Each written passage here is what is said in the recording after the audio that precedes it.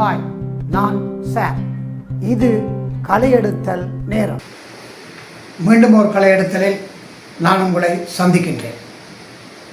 இன்று கொழும்பில் ஒரு மாணவி கொலை செய்யப்பட்டது பற்றிய ஒரு விழிப்புணர்வையை நான் இன்று கலையெடுத்தலாக கொண்டு வருகின்றேன். சென்ற மாதம், அதாவது 29/4/2025 அன்று கொட்டேனாவில் ஒரு 15 வயது மாணவி தான் குடியிருக்கும் வீட்டிலிருந்து 7ஆம் மாடியிலிருந்து விழுந்து தற்கொலை செய்திருந்தார். அந்த தற்கொலை செய்த வீடியோ கூட சில ஃபேஸ்புக் தளங்களில் வந்திருந்த போதிலும் அதை நான் இங்கு எடுத்து உங்களுக்கு காட்டவில்லை. அவ்வளவு கவலையான விடயமாக அது காணப்பட்டது. சரி, இந்த மாணவி தற்கொலை தானே செய்திருந்தார், ஏன் நான் கொலை என குறிப்பிடுகிறேன் என்று நீங்கள் யோசிக்கக்கூடும். அதற்குரிய காரணத்தை நான் சொல்கின்றேன்.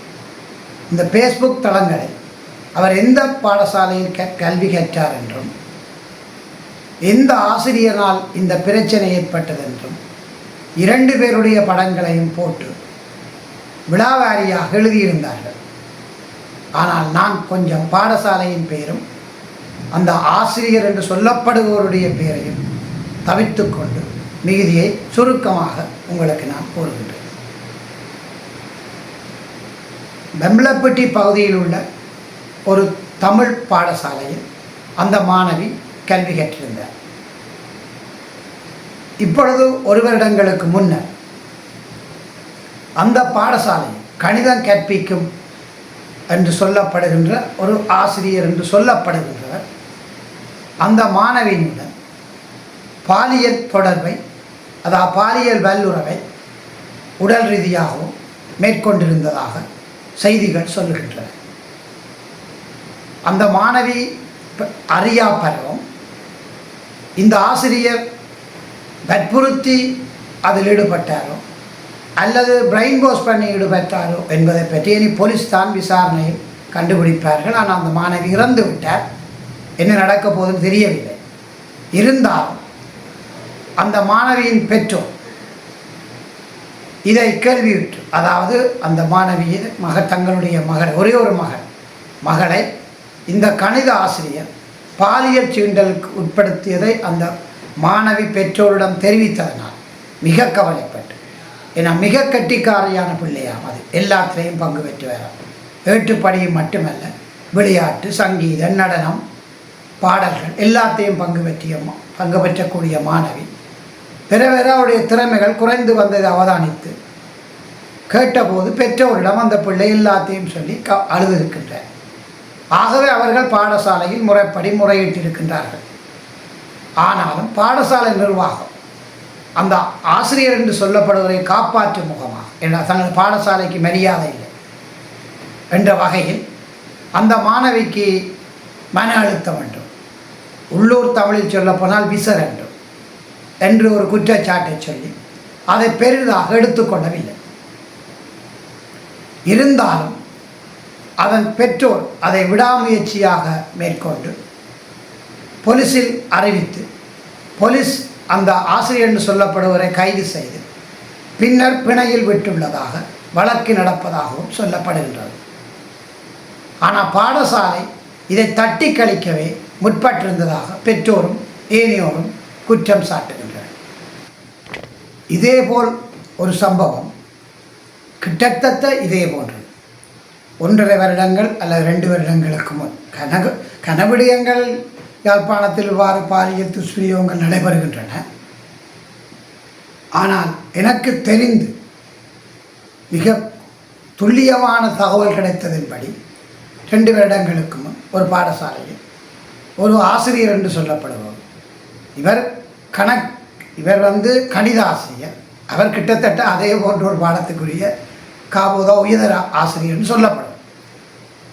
அவர் புதிதாக இணைந்து கொண்ட பாடசாலை சேர்ந்து கொஞ்ச நாளிலேயே பாலியல் தொடர்பான சேட்டை கதைகளும் ஃபோனில் அந்த பிள்ளைகளிடம் வேண்டுமென்று வித்தியாசமான வீடியோக்களையும் காட்டி பாலியல் சம்பந்தமான கதைகளை வகுப்பில் கதைத்து கொண்டிருந்ததை எதிர்ப்பு தெரிவித்து ஒரு மாணவி ஒரு போலீஸ் ஸ்டேஷனில் அந்த ஆசிரியர் என்றவருக்கு எதிராக முறையிட்டிருந்தார். அதற்கு முதல் பாடசாலை அதிபரிடம் ஒரு 5-6 மாணவிகள் சேர்ந்து முறையிட்டிருந்த போதிலும் இதேபோல் அந்த அதிபர் பாடசாலையின் மரியாதை கெட்டுவிடும் என்றும் அந்த ஆசிரியரிடமிருந்த நெருக்கமான அன்பின் மிகுத்தமோ என்னவோ அதை ஆசிரியரிடமிடம் அதை விசாரிக்காது மாணவிகளையே தாறுமாறாக பேசியிருந்தார். அவருடைய தொடர்ச்சியை பின்னர் சொல்லுகின்றேன். இதேபோல் இந்த வெம்பலப்பட்டியிலும் அந்த அதிபரும் அந்த நிர்வாகமும் அந்த ஆசிரியருக்கு எதிராக எந்த நடவடிக்கையும் எடுக்காத போதிலும் பெற்றோர் போலீஸில் முறையிட்ட காரணத்தினால் அவர் கைது செய்யப்பட்டு பிணையில் விடுபட்டிருந்தார். அதேபோல் தான் நான் முதல் சொன்ன வலிகாமத்தில் இருக்கும் பெண்கள் பாடசாலையிலும் பின்னர் முறையிட்டு பார்த்து அந்த மாணவி அந்த பாடசாலையை விட்டு விலகி இது சரிவராதென்று வேறு ஒரு பாடசாலையில் இணைந்தார். அதுபோல் தான் இங்கும் இந்த மாணவி வெம்பலப்பட்டியில் படித்த மாணவி இது சரிவராண்டு விலகி போலீஸில் முறையிட்ட பின் அவர் கொட்டேனாவில் இருக்கும் ஒரு பாடசாலைக்கு மாறியிருந்தார். அதேபோல் தான் வலிகாமத்தில் நடந்திருந்தது. அவர் அந்த பாடசாலைக்கு மாறியிருந்தார். இருந்தாலும் இந்த செய்திகள் பரவியதன் காரணமாக சிறுவர் நன்னடத்தை பிரிவு இதில் தலையிட்டு அந்த வலிகாமத்தில் இருக்கும் அந்த மாணவியின் வீட்டுக்கு சென்று அவர்களிடம் சில சட்ட திட்டங்களை எடுத்து கூறி போலீஸ் ஸ்டேஷனில் முறையிட வைத்தார்கள். அதற்கு பின் அது ஒரு கிட்டத்தட்ட ஒரு 7-8 மாதங்கள் ஒரு நீதிமன்றத்தில் வழக்கு நடந்து அந்த ஆசிரியர் குற்றம் என தீர்ப்பளிக்கப்பட்டது, குற்றம் செய்தவர் என. பின்னர் அவர் மேல்முறையீட்டு செய்திருப்பதாக கேள்விப்பட்டிருக்கிறோம். ஆனால் அவ்வாறு அந்த மாணவிகள் முறையிட்ட விடயங்களை நானும் இப்படி ஒரு சம்பவம் அந்த பாடசாலை நடந்த விடயங்களை நானும் என்னுடைய கலையெடுத்தல் மூலம் வெளியிட்டிருந்தேன். அதுவும் அவருக்கு தண்டனை வழங்குகிறதுக்கு ஒரு உந்து சக்தியாக அமைந்திருந்ததை யாரும் மறுப்பதற்கு இல்லை. ஆனால் பின்னர் அவர் அதற்காக எனக்கு எதிராக ஒரு நீதிமன்றத்தில் முறையிட்டு ஒரு வழக்கை தொடர்ந்திருக்கின்றார். அந்த வழக்கு நடந்து கொண்டிருக்கிறது. அதை நாங்கள் அதை பார்த்துக்கொள்வோம், அது வேறு விஷயம். அவர் குற்றவாளி என்று தீர்க்கப்பட்டுட்டு அதற்கு பின்னர் அவர் எனக்கு எதிராக வழக்கை தொடர்ந்திருக்கிறார். சரி, அது இருக்கட்டும். அதேபோல் அவரையும் கைது செய்து பிணையில் விட்டிருந்தார்கள். பின்னர் தான் வழக்கு நடந்து குற்றவாளி என தீர்ப்பளிக்கப்பட்டது. இங்கு இந்த கொழும்பிலும் வழக்கு கைது செய்யப்பட்டு அவரை பிணையில் விட்டு வழக்கு நடந்ததாக சொல்லப்படுகின்றது. சரி, அப்படி இருக்க இந்த மாணவி ஏன் தற்கொலை செய்து கொண்டார்? ஆனால் இந்த வலிகாமத்தில் நடந்த கதைக்கும் இதற்கும் இடையில் வேறுபாடு உண்டு. இந்த மாணவி வேறு பாடசாலைக்கு மாறி இருந்தாலும் அந்த பாடசாலையிலும் இந்த அந்த சேட்டை வெட்ட அந்த கணித ஆசிரியர் நண்பர்கள் அங்கு படிப்பதால் அந்த பாடசாலையும் இந்த கதையை திட்டமிட்டு அங்கிருக்கும் ஆசிரியர்களும் அதை அங்கு பரப்பி இருந்தார்கள். இதனால் அந்த பிள்ளைக்கு அந்த பாடசாலைக்கும் மாறிய பாடசாலைக்கும் போக விருப்பம் இல்லாமல் இருந்திருக்கின்றது. அடிக்கடி பள்ளிக்கூடத்திலிருந்து லீவு எடுத்திருக்கின்றார். பின்னர் தாய் அதுக்காக டாக்டரிடம் காட்டி சில ட்ரீட்மெண்ட்கள் செய்திருக்கிறார். ஆனால் அதுக்காக அந்த பிள்ளை மன அழுத்தம் அல்ல, கொஞ்சம் மனச்சோர்வாக இருந்திருக்கின்றது. பின்னர் அந்த பிள்ளை இன்னொரு கணித ஆசிரியர் இவற்றை நண்பர், அது தெரியாது அந்த பிள்ளை, கொட்டேனாவில் டியூஷனுக்கு போகும் இடத்தில் இப்போ கிட்டடியில் அவர் அந்த பிள்ளையை ஒழிப்புவிட்டு இந்த கதையை இப்படி நடந்தது. அந்த முதல் படித்த பாடசாலையில் இந்த கணித ஆசிரியர் பாலியல் தொடர்பு அவர் மேற்கொண்டிருந்த அந்த கணித ஆசிரியர் செய்திருந்ததை இந்த பிள்ளையை குற்றஞ்சாட்டி எழுப்பிவிட்டு பேசினதோ நக்கலடித்ததாகவோ செய்திருக்கிறார் அவ்வளவு பிள்ளைகளுக்கு முன்னால். அதனால் மனச்சோர்வடைந்த அந்த பிள்ளை வீட்டில் ஒரு கடிதத்தை எழுதி வச்சுவிட்டு, அந்த மூல காரணம் வெம்பலப்பட்டியில் நடந்த சம்பவம் என்றும் பின்னர் இப்பொழுது மாறி படிக்கும் பாடசாலையிலும் தன்னை பரிசுகளுத்துகிறார்கள் என்றும் இப்பொழுது இந்த டியூஷன் ஆசிரியரும் தன்னை இப்படியெல்லாம் பேசிவிட்டார், தன்னுடைய தற்கொலைக்கு இவர்தான் காரணம் என கடிதம் எழுதிவிட்டு 7ஆம் மாடியிலிருந்து கொட்டையினால் விழுந்து தற்கொலை செய்து கொண்டார். அதனால்தான் நான் இதை சொல்லுகிறேன், இது தற்கொலை அல்ல, கொலை. இந்த கொலைக்கு பின்னால் இப்பொழுது நாங்கள் சொல்லப்போனால் 2 ஆசிரியர்கள் முக்கியமாக காணப்படுகிறார்கள். ஒன்று, அந்த பிள்ளையை பாலியல் துஷ்பிரயோகத்துக்குட்படுத்திய முதல் கல்வி கற்ற பாடசாலையின் ஆசிரியர் என்று சொல்லப்படுபவரும், கணித ஆசிரியர் என்று சொல்லப்படுகிறார். ஆசிரியர் சொல்லவே முடியாது, அவரை காவாலி என்று தான் சொல்ல முடியும். நம்பி படிக்க வர பிள்ளைகளுடன் சேட்டை விட்டார், வெம்பளப்பட்டியில் இருக்கும். அவர் பிரதான குற்றவாளி. அடுத்தது இந்த டியூஷன் ஆசிரியர். அதை விட இப்போ படித்து கொடுத்த கொட்டேனா பாடசாலையில் இருக்கின்ற இவருக்கு நக்கலடித்த ஏனைய ஆசிரியர்கள் உட்பட. ஆனால் அந்த பிள்ளை தாயினுடைய அந்த அவர் கொடுத்திருந்த அந்த பேட்டியை நான் இப்பொழுது ஒரு பகுதியை போடுவேன். அதில் அவர் சொல்லுகின்றார், தந்த பிள்ளை தனக்கு முறையிட்டதென்றும் தாங்கள் சரியாக நடவடிக்கைகள் எடுக்கவில்லை என்று அதற்கும் தங்களுடன் கவலைப்பட்டதென்றும், ஆகவே அந்த பிள்ளை தற்கொலை செய்வதற்கு தாங்கள் சரியான நடவடிக்கை எடுக்காத ஒரு காரணமாக போய்விட்டது. இனிமேல் வேறு பெற்றோர்கள் உங்கள் பிள்ளைகள் உங்களிடம் இப்படியான இதுகளை முறையிடும் போது தயவு செய்து உடனடியாக நடவடிக்கை எடுக்குமாறு அவர் அழுதபடி கேட்டுக்கொள்கிறார். உங்களுக்கு இப்பொழுது போடுகின்றேன் பாருங்கள். இந்த மகள் இன்றைக்கு உயிரோடு இல்லை. அவளுக்கு ஒரு நியாயம் இந்த உலகத்தில் அவளுக்கு கிடைக்கல. அவள் இந்த சமூகத்தையே வெறுத்து தான் அவள் இந்த முடிவுக்கு வந்தா. அவளுக்கு தனக்கு நடந்த அநியாயத்துக்கு ஒரு நியாயம் கிடைக்கலன்ட்டு எங்களையே அவள் வெறுத்தா, அம்மா அப்பாவையே வெறுத்தா. இருந்து மாற்றினதுக்கு அவள் ரொம்ப வருத்தப்பட்டா. தனக்கு இந்த நிலைமை நடக்கிறதுக்கு காரணமானவங்களுக்கு எந்த தண்டனையும் கிடைக்கலன்ட்டு தனக்கு இந்த கொடுமை செய்தவரை விட அவள் போகிற இடமெல்லாம் இதையே சொல்லி சொல்லி அவளை இந்த சமூகத்திலேருந்து வெறுக்கிற நிலைமைக்கு ஆக்கிட்டாங்க. அதால் பாடசாலைக்கு தன்னை புதிய பாடசாலைக்கு போக மாட்டேன்ட்டு சொல்லுவா. நம்மளால் நாங்கள் முடிஞ்ச வரைக்கும் அவளுக்கு உதவி செய்யத்தான் நானும் அப்பாவும் 2 பேருமே கஷ்டப்பட்டோம். ஆனால் நமக்காக யாருமே பேசலை, என் பிள்ளைக்காக யாருமே பேசலை. அவட இந்த மரணம் இன்னொரு பிள்ளைக்கு இந்த மாதிரி எதுவுமே நடக்கக்கூடாது. ஏன்னா அவன் என்கிட்ட சொன்னது அதுதான், அம்மா எனக்கு நடந்தது இன்னொரு பிள்ளைக்கு நடக்கக்கூடாது. அதே தான் எனக்கு அவ சொன்ன ஆரம்பத்துல இருந்தே அதை தான் சொன்னான், அம்மா எனக்கு நடந்தது இன்னொரு பிள்ளைக்கு நடக்காம இருந்தா சரி அம்மா அப்படின்ட்டு. நான் அதைத்தான் எல்லார்கிட்டையும் கேட்டுக்கொள்றேன். ஏன்னா இன்னொரு பிள்ளைக்கு இந்த மாதிரி நடந்த பிள்ளைகள் எத்தனையோ பேர் வாயை மூடிக்கிட்டு இருப்பாங்களா இருக்கும். இன்றைக்கு இந்த மாதிரி ஒரு சம்பவம் இன்னொரு பாடசாலைக்கு மாணவிக்கு நடக்கக்கூடாது, யாருக்குமே நடக்கக்கூடாது, எந்த பெண்ணுக்குமே நடக்கக்கூடாது. எத்தனையோ பேர் இதுகளை மூடி மறைச்சி மௌனமாக இருக்கிறோம். அப்படி நாங்கள் அதை வெளிக்காட்டாதனால, நாங்கள் இதை இன்னும் முன்னுக்கு கொண்டு போகாதனால தான் என் பிள்ளை உயிரை மாய்த்துக்கிட்டா. நாங்கள் அவளுக்கு வேண்டிய உதவிகளை நாங்கள் செய்யலைன்ட்டு நாங்கள் நினைக்கிறோம். அவளை தனிமைப்படுத்திட்டோம். இந்த சமூகமே அவளை தனிமைப்படுத்திட்டாங்க, அவளை ஒதுக்கிட்டாங்க. அவள் இல்லாட்டி படிப்புல கூட ஆசையாக கிளாஸுக்கு போன பிள்ளை தான். கிளாஸில் வச்சு அவளை எல்லாரும் முன்னைக்கு எழுப்பாட்டி அவளை அசிங்கப்படுத்திட்டாங்க. அதால தான் அவள் இன்றைக்கு இந்த நிலைமைக்கு ஆளானா. அதனால அதுக்கான இன்னொரு பிள்ளைக்கு இது நடக்காமல் இருக்கிறதுக்கான நடவடிக்கைகளை எடுக்கணும். அவளுக்கு ஒரு நியாயம் கிடைக்கணும். எனக்கு அது மட்டும் தான் வேணும். துஷ்பிரயோகத்துக்கு ஆளாகிய நிலையிலே இன்று அந்த மாணவி தன்னுடைய உயிரை மாய்த்து கொள்ள வேண்டிய ஒரு நிலைக்கு தள்ளப்பட்டிருக்கின்றார். எனவே இது ஒரு மிக துரதிர்ஷ்டமான ஒரு சம்பவம்.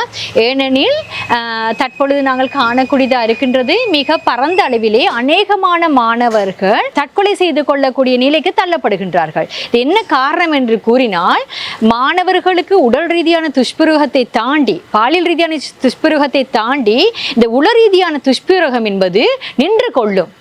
எனவே இதற்கு மாணவர்களை, குறிப்பாக பெற்றோர்களாக இருக்கலாம், வகுப்பாசிரியர்களாக இருக்கலாம், ஆசிரியர்களாக இருக்கலாம், சமூகமாக நாம் அனைவருமே இந்த மாணவ சமுதாயத்தை ஒரு நிறைபேருடைய ஒரு வளமிக்க ஒரு நல்ல மாணவர்களாக உருவாக்குவதில் எங்களுடைய பங்களிப்பு இன்றியமையாததாகும்.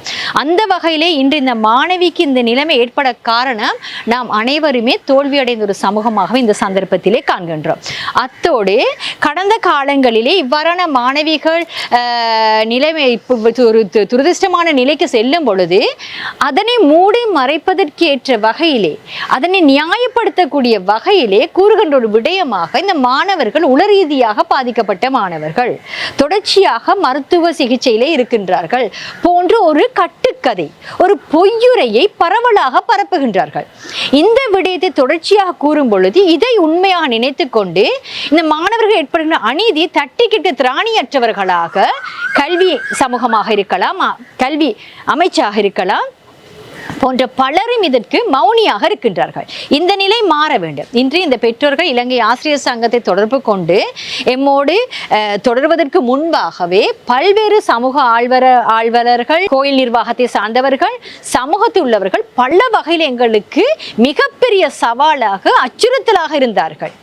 அதாவது இந்த விடயம் நடந்தேறி இத்தனை நாளாக இருக்கின்றது, நீங்கள் ஒரு ஆசிரியர் சங்கமாக ஒரு சமூக நலன் சார்ந்து இந்த மாணவி சார்பாக எவ்வாறு நடவடிக்கை மேற்கொள்ளுங்கள் என்று மிக பரந்தறிவிலே கேள்வி எழுப்பக்கூடியதாக இருக்கின்றது. எனவே அதோடு தொடர்ந்து ஏதோ ஒரு வகையிலே இந்த பெற்றோர்களை நாங்கள் தொடர்பு கொள்ளக்கூடியதாக இருந்தது. அதனூடாக இவர்கள் தங்களுடைய நியாயப்படுத்தல்களை இன்று எமக்கு முன்வைத்தார்கள். அந்த வகையில் நாம் பார்க்கும் பொழுது உண்மையாகவே நெஞ்சு பதபதைக்கின்றது. ஒரு ஆசிரியராக நான் கூனி குறுகி இருக்கின்ற ஒரு நிலைத்தான் இன்று காணப்படுகின்றது. இந்த மாணவியுடைய பெரு என்னுடைய கைகளிலே காணப்படுகின்றது. மாணவி இறுதியாக வழங்கப்பட்ட மரண சாசனம். இந்த மரண சாசனத்திலே இந்த மாணவி மிக தெளிவாக கூறியிருக்கின்றார், தன்னுடைய இந்த நிலைக்கு யார் காரணம், தான் எந்த அளவுக்கு பாதிக்கப்பட்டுள்ளன என்று தன்னுடைய மரணத்தின் மூலமாக வெளி உலகிற்கு ஒரு எச்சரிக்கை விடுத்து சவால் விட்டு சென்றுள்ளார்.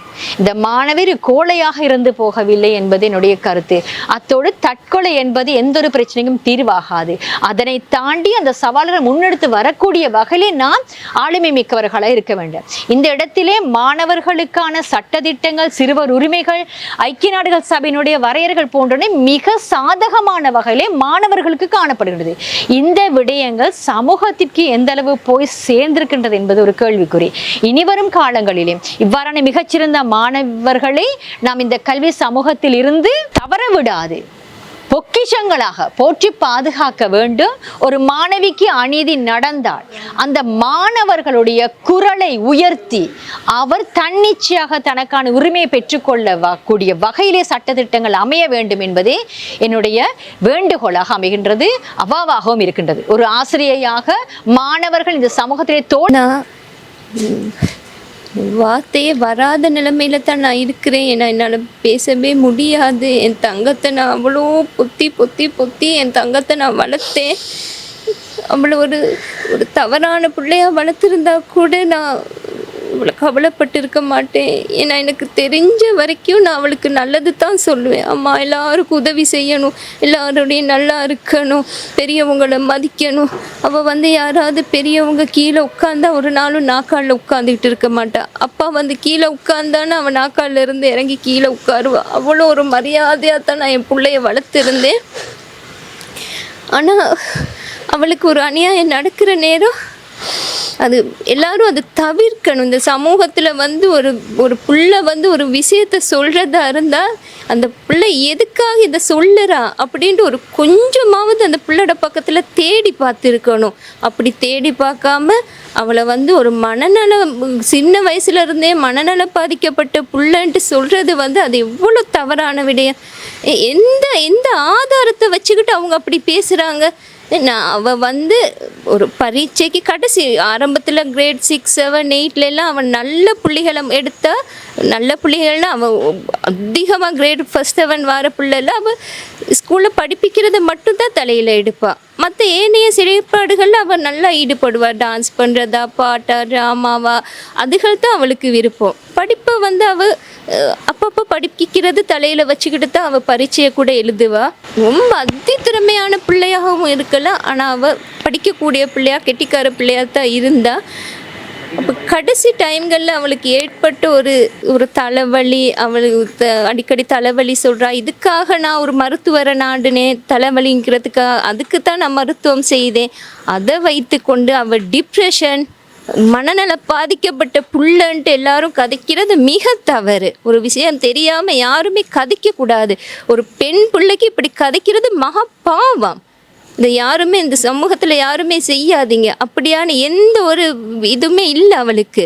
அவள் டிப்ரெஷனுங்கிற நிலைமைக்கு ஆளானது அவளுக்கு இந்த பாடசாலையில் நடந்த சம்பவத்துக்கு பிறகு தான் அவள் டிப்ரெஷனுங்கிற நிலைமைக்கு ஆளானா. அது வரைக்குமே அவள் ஒரு நல்ல பிள்ளையாக இருந்தா, நல்ல வேலை செய்தா, அதற்கான எல்லா ஆதாரமும் இருக்குது. அவள் தான் படித்த சங்கீதம் படித்த மிஸ்ஸோடு சேர்ந்துட்டு நிறைய ப்ரோக்ராம்களுக்கு போயிட்டு இருக்கிறா. அவளுக்கு சின்ன சின்ன நோய்கள் இருந்துச்சு, தலைவலின்ட்டு சொல்லுவாள். அது எனக்கும் இருந்தது தான். எனக்கும் மிக்ரைன் இருந்துச்சு. அதே மிக்ரைன் தான் அவளுக்கும் அவளும் தலைவலியும்பா. சின்ன சின்ன விஷயங்களை அவள் தாங்கி கொள்ள மாட்டாள். டக்குன்னு மயக்கம் போட்டு விழுந்துருவா. அது எனக்கும் இருக்கிறது. நானும் ஒரு விஷயம் தாங்க மாட்டேன், எனக்கு டக்குன்னு நான் மயக்கம் போட்டு விழுந்துருவேன். அது அவளுக்கும் இருக்குது, மயக்கம் போட்டு விழுந்துருவா. அதுக்காக நான் ஒரு வைத்தியரை நாடுனேன். அது ஒரு 2 கிழமை தான் அவர்கிட்ட 3 தடவை தான் மருந்து எடுத்தேன். அதோடு அவர் பிள்ளைக்கு எந்த பிரச்சனையும் இல்லை, இனி தேவையில்லம்மா, அவள் ஒழுங்காக ஸ்கூல் போவா, அவள் படிப்பா, நீ 2 மாதம் கழித்து வாங்கன்ட்டு சொல்லி தான் அனுப்புனார். ஒரு 2 கிழமையில தான் அவள் சந்தோஷமாக ஸ்கூலுக்கும் போனா. அது நடந்து ஒரு 2 கிழமைகளை பின்னால் தான் இவளுக்கு இந்த பாடசாலையில் இந்த சம்பவம் நடந்துச்சு. அந்த சம்பவத்துக்கு பிறகு தான் அவள் ரொம்ப அதால், ஏன்னா அவள் அப்பா கிட்ட வந்தால் கூட பிடிக்காத புள்ள, அப்பா கிட்ட வந்தாலே தள்ளி விடுற புள்ள. அந்த பிள்ளைக்கு இந்த சம்பவம் தனக்கு ஏதோ பெரிய பாதிப்பாக அவன் நினைச்சா, தனக்கு பெரிய நடந்த ஒரு இதாக நினைச்சா.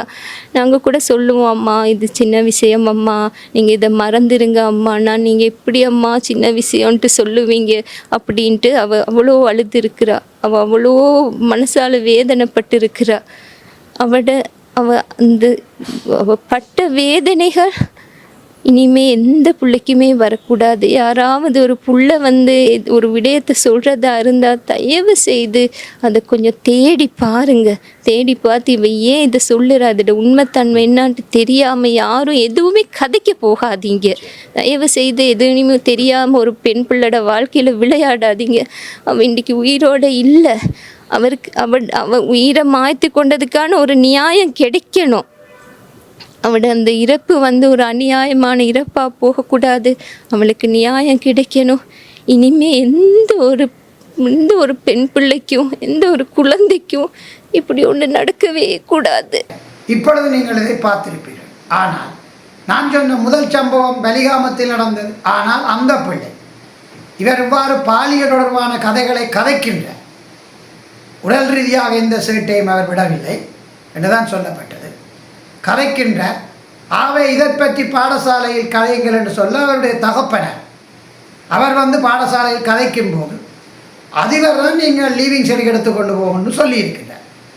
அதுக்குரிய தீர்வை அந்த பிள்ளைகளுக்கு கொடுக்காமல், ஆசிரியரை தண்டிக்காமல், அதை விசாரிக்காமல் சொல்லியிருக்கிறார். ஆனால் அந்த தகப்பனர் துணிந்து வேறு பாடசாலையில் கொண்டு சேர்த்திருக்கின்றார். அப்போ அந்த பிள்ளை சொன்ன கம்ப்ளைண்ட்டை அவர் தன்னுடைய மைண்டை கெடுத்து தன்னுடைய பிள்ளை படிப்பின் குழம்பக்கூடாது என்பதற்காக இன்னொரு பாடசாலையில் சேர்த்து அந்த பிள்ளை இப்பொழுதுதான் ரிசல்ட்ஸ் வந்திருந்தார். வணிகத்துறையில் கல்வி கற்றிருந்தார். அவர் 3A. ஆனால் முதல் கல்வி கற்ற பாடசாலைக்கு கிடைக்க வேண்டிய அந்த ரிசல்ட்ஸ் இவ்வளவு கட்டிக்கார பிள்ளையை கலைத்தது அந்த பாடசாலையில் குற்றம் இல்லையா? ஆனால் அந்த பிள்ளை தப்பி பிழைத்து விட்டார். ஏன்? குடும்பத்தினர் அந்த பிள்ளையை காப்பாற்றி அந்த பிள்ளை சொன்ன கருத்துக்களை கேட்டு அதிபரிடம் முறையிட்டு அதிபர் நடவடிக்கை எடுக்காத நேரத்தில் பாடசாலையை மாற்றி பின்னர் அந்த பிள்ளையை வளமைக்கு கொண்டாடுறதுக்காக போலீஸ் ஸ்டேஷனில் முறையிட்டு பிறகு அந்த பிள்ளை போராடி நீதிமன்றத்தில் சரியாக பதிலளித்து உண்மையை சொல்லி அந்த பிள்ளை இந்த ஆசிரியருடைய இதை தோலிழுத்தி காட்டி தண்டனை வாங்கி கொடுத்தார். அதனால் அந்த பிள்ளை முதலே என்னுடன் கதைக்கும் போது, அந்த தகப்பனும் அந்த பிள்ளையும் கதைக்கும் போது, சார் இவ்வாறான ஆசிரியர் என்று சொல்லப்படுகிற ஒரு பெண்கள் பாடசாலையில், அது நான் சின்னனிலிருந்து படித்த பாடசாலை தொடர்ந்து இருப்பாராக இருந்தால் இன்னும் எத்தனை பிள்ளைகளுடன் இவர் இப்படியான சேட்டைகளை விடுவார். அதனால் தான் சார் நான் பாடசாலையிலிருந்து வெளியேறினாலும் மற்ற மாணவிகளை காப்பாற்றுவதற்காக நான் போலீஸில் முறையிடுகின்றேன் என்று சொல்லியிருந்தார். அதே போல் தண்டனையும் வாங்கி கொடுத்திருந்தார். ஆகவே அந்த பெற்றோர்கள் சரியாக நடந்திருந்தார்கள். அதிலும் எனக்கு தெரிந்து தகப்பனார் உறுதியாக இருந்தார். தாய் கொஞ்சம் இளகிய மனம் என்பதால் பிள்ளைக்கு கெட்ட பேர் வந்துவிடும் என்று கொஞ்சம் பின்வாங்கினாலும் தகப்பன் அதை விடவில்லை. ஆனால் இங்கே நடந்தது அதைத்தான் இந்த பேரன்ஸ் சொல்கிறார்கள். இந்த பேட்டி கேட்டீர்கள் தானே? அதாவது தாங்கள் பின்வாங்கியதான் என்னுடைய பிள்ளையை, நான் ஒரே ஒரு பொம்பளை பிள்ளையை நான் இழந்து விட்டேன். இனி எந்த பேரண்ட்ஸும் உங்களுடைய பிள்ளைகள் கம்ப்ளைண்ட் தருமாக இருந்தால் உடனடியாக அதை விசாரித்து உடனடியாக நடவடிக்கைகளை மேற்கொண்டால் தான் உங்கள் பிள்ளைகளை காப்பாற்ற முடியும் என்று அவர் அழுதபடி கேட்கின்றார். ஆகவே நான் உங்களிடம் வேண்டிக் கொள்வது, வலிகாமத்தில் ஒரு பிள்ளை தன்னையும் காப்பாற்றி பிறகு அந்த பாடசாலையிலிருந்து அந்த ஆசிரியர் நிப்பாட்டப்பட்டு விட்டார். குற்றவாளி என்று தீர்ப்பளித்தா பிறகு அந்த பாடசாலை கொஞ்சம் பஞ்சிப்பட்டார்கள். இருந்தாலும் அதெல்லாம் பேப்பர்களில் வந்ததாலும் என் போன்ற ஒரு யூடியூப்பில் வந்தால் தவிர்க்க முடியாமல் அந்த நிர்வாகம் அவரை நிப்பாட்டி விட்டது. அதனால் மற்ற பிள்ளைகளும் தப்பிக்கொண்டார்கள். ஆனால் இந்த பாடசாலையில் இன்னும் அவர் அந்த பாடசாலையில் இருக்கின்றார். ஆனால் அந்த பிள்ளை தப்பி விட்டதால் இந்த பிள்ளை தற்கொலை செய்யப்பட்டார். அந்த பிள்ளை அதிலிருந்து மீண்டு வந்து பேரண்ட்ஸின் சப்போர்ட்டால் இப்பொழுது 3A எடுத்து முன்னணி ரேங்கில் யூனிவர்சிட்டிக்கு போவதாக பார்த்து கொண்டிருக்கின்றது. அது எனக்கு ஒரு வகையில் சந்தோஷம். அந்த விடயத்தை நானும் வெளிக்கொண்டு வந்து அந்த பிள்ளை காப்பாற்றப்பட்டதிலும் அந்த பிள்ளை நல்ல ரிசர்ச் எடுப்பதற்கும் அந்த ஆசிரியர் சொல்லப்படுவர் தண்டனை வாங்கி கொடுப்பதற்கும் நானும் ஒரு சின்ன ஒரு உதவியை செய்திருக்கின்றேன். இதை வெளிக்கொண்டு வந்ததன் மூலம் என்பதில் எனக்கு அது சந்தோஷம்தான். ஆனால் இந்த பிள்ளையின் விடயத்தில் கவலை தான். நான் கொழும்பில் இருந்திருந்தேன் என்றால், இந்த விடயம் எனக்கு முன்னரே கிடைத்திருந்தால் நான் இதை ஏற்கனவே வெளிக்கொண்டு வந்திருப்பேன். இல்லை, ஒரு வருஷத்துக்கு முதல் நடந்த சம்பவமே இப்பொழுது அது நீண்டு வந்து கடைசியாக அவருடைய நண்பர் ஆசிரியர் அதை டியூட்டரியில் வைத்து நக்கல் அடிப்பதனால் அந்த பிள்ளை தற்கொலை செய்து விட்டார். ஆகவே நான் இப்பொழுது கேட்டுக்கொள்வது, அரசாங்கமும் பாடசாலைகளும், குறிப்பாக பாடசாலைகள், உங்களுடைய பாடசாலையின் மானம் போய்விடும் என்பதற்காக மற்ற மாணவிகளை தற்கொலைக்கு தூண்டாதீர்கள். அவர்களை சமுதாயத்திலிருந்து ஒதுக்கி வைக்காதீர்கள். நீங்கள் உடனடியாக சட்ட நடவடிக்கைகளை மேற்கொண்டு ஆசிரியர்களை கைது செய்து நீதிமன்றத்தின் முன் நிறுத்த முயற்சியுங்கள்.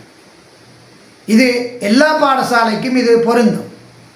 அநேகமாக இந்த வலிகாமத்தில் செய்த அதே விளையாட்டை தான், அந்த அதிபர் செய்த விளையாட்டை தான் இப்பொழுது இந்த கொழும்பு பாடசாலை அதிபர்களும் செய்திருக்கின்றார்கள். அதுவும் பெண் அதிபர் என்று தான் நான் நிற்கின்றேன். ஆகவே அதைத்தான் இந்த பேரண்ட்ஸ் சிரிப்பது. இன்னொரு காரணம், ஒன்று பாடசாலை விட்ட பிழை, ரெண்டாவது கல்வியுடன் தொடர்பாக அமைப்புகள் விட்ட பிழை, மூன்றாவது பேரண்ட்ஸ் அதை துணிந்து அந்த பிள்ளைக்கு சார்பாக நடந்து நியாயம் வாங்கி கொடுக்காது அடுத்த பிள்ளை. அதை இவர்கள் கவலைப்படுகிறார். ஆனால் இப்பொழுது அவர்கள் துணிந்து வந்து வெளியில் இந்த செய்தியை வெளியிடுகிறார்கள். அதாவது இலங்கை ஆசிரியர் சங்கத்திடமும் முறையிட்டிருக்கிறார்கள். அவர்கள் நடவடிக்கை எடுப்பதாக கூறியிருக்கிறார்கள். இது ஓரளவுக்கு பரவாயில்லை. ஆனால் ஒரு பிள்ளையின் உயிர் போய்விட்டது. ஆனால் தயவுசெய்து நான் வேண்டிக் கொள்வது, இவ்வாறு 1000 விடயங்கள் இலங்கையில் நடக்கின்றது. ஆனால் முடிந்த அளவுக்கு பேரண்ட்ஸும் பாடசாலையும் வெளியில் வந்து அதை வெளிக்காட்ட வேண்டும். இவ்வாறான கீழ்த்தரமான ஆசிரியர் என்று சொல்லப்படுபவர்களுக்கு எதிராக சட்ட நடவடிக்கைகள் எடுக்க வேண்டும். இந்த வீடியோவை பார்க்குறவர்கள், நான் முதல் சொன்ன பாடசாலை எதென்று ஐடென்டி பண்ணி மீண்டும் எனக்கு எதிராக ஏதாவது வழக்கை போடுகிறார்கள் தெரியவில்லை. ஆனால் அது நடந்தது உண்மை. ஆனால் நான் அந்த பிள்ளைகளை காப்பாற்றி விட்டேன். ஆனால் கொழும்பில் இந்த பிள்ளையை நான் காப்பாற்ற முடியவில்லை. ஆகவே இந்த யூடியூபர்ஸும் சும்மா அங்கே போகின்றோம், இங்கே போகிறோம், டூர் போகிறோம், பாத்ரூம் டூர் போகிறோம், அந்த மலையை பாருங்கள், டூரிஸ்டை பாருங்கள், கொட்டலை பாருங்கள், சாப்பாட்டுக்கு காட்டுறதை விட்டுட்டு இவ்வாறு சமுதாயத்தில் நடைபெறும் இவ்வாறான கீழ்த்தரமான வேலைகளை வெளிக்கொண்டு வந்து இவ்வாறான சிறு பிள்ளைகளுக்கு நியாயத்தை நீங்கள் வாங்கி கொடுக்க வேண்டும். அவை கடைசியாக நான் கேட்டுக்கொள்வது, அரசாங்கம், கல்வி தொடர்பான அமைப்புகள், இந்த கொழும்பு இந்த ஆசிரியர் சங்கம், ஆசிரியர் சங்கம் துணிந்து வெளிவந்ததே நல்ல விஷயம். அடுத்தது பெற்றோர், இனிமேலாவது நீங்கள் எந்த பிரச்சனை நடந்தாலும் துணிந்து வெளிக்கொண்டு வாருங்கள். இப்பொழுது ஒரு 1 மாதத்துக்கு முதல் கிள்ளச்சியிலும் ஒரு ஆசிரியர் என்று சொல்லப்படுபவர் 16 ஆண் பிள்ளைகளை பாலியல் துஷ்பிரயோகத்துக்கு உட்படுத்தியது, அது செய்தியாக வந்திருந்தது. அதை பற்றி நான் வெளிக்கொண்டு வரவில்லை. அடுத்த வீடியோவாக அதையும் நான் தோலடித்து காட்டுவேன். அவை கடைசியாக நான் உங்களுக்கு கேட்டுக்கொள்வது, தயவு செய்து பெற்றோர், உங்கள் சிறு பிள்ளைகள் உங்கள்கிட்ட வந்து கம்ப்ளைண்ட் பண்ணினால் அதற்குரிய நடவடிக்கைகளை உடனடியாக எடுங்கள். கௌரவம் போய்விடும், மானம் போய்விடும் என்று ஒளித்து மறைத்து இருக்காதீர்கள். இந்த பெற்றோர் கதையை நீங்கள் கேட்டிருப்பீர்கள். ஆகவே இனியாவது வெளித்து எழுங்கள். இந்த நீதிமன்றங்களும் போலீஸும் அரசாங்கமும் இதற்கெதிராக கட்டாயம் நீங்கள் கிளந்தெழுத வேண்டும். ஆகவே பிரைம் மினிஸ்டராக இருக்கும் அந்த பெண் இதற்கெதிராக செயற்படுவார் என நாங்கள் நம்புகிறோம். அவர் கல்வி புரட்சிக்கு சில கமிட்டிகள் அமைத்திருக்கின்றார்.